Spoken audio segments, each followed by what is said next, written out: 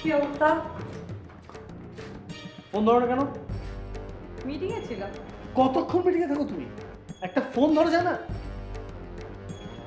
Meeting এ থাকলে phone ধরবো কেমন করে?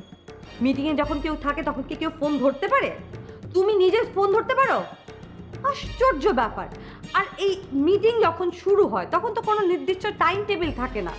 তোমার যদি এত ইমার্জেন্সি হতো তাহলে তুমি একটা টেক্সট পাঠিয়ে রাখতে। তোমার ফোন দেওয়ার কি আছে? হ্যাঁ, তোমার কি ধারণা আমি অফিসে গিয়ে কি কোনো কাজ করি না, বেকার বসে থাকি? দরকার নেই তোমার চাকরি, তুমি চাকরি ছেড়ে দিও। দরকার নেই তোমার এসব ব্যস্ততা। ওরে বাবা, এখন দরকার নেই। চাকরিটা কে কে করিয়েছে আমাকে? আমি তো চাকরি করতে চাইনি, তুমি আমাকে জোর করে চাকরি করতে বলেছো। তোমার হাতের পুতুল আমি। তুমি যখন যেভাবে আমাকে নাচাবে আমি সেভাবে নাচবো। আমি বুঝতে পারছি তো তুমি এখন ইনসিকিউরিটিতে ভুগছো।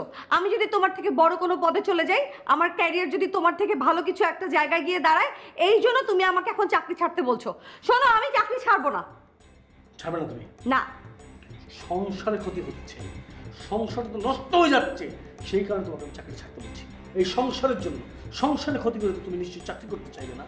সংসার তো ঠিকই আছে, সকালবেলা রান্না করে যাচ্ছি, সেটা খাচ্ছ, আবার বিকালে এসে রান্না বান্না করছি, তোমার ঠিক মতো সেবা যত্ন হচ্ছে। কোথায় কমতিটা দেখলে? কোথায়? আমি একদিন ফোন ধরতে পারিনি আর সেই জন্য এত বড় কাহিনী ঘটে গেল না? আর তুমি যে দিনের পর দিন তুমি ফোন ধরতে পারোনি, তখন তো আমি তোমাকে বলিনি চাকরিটা ছেড়ে দাও।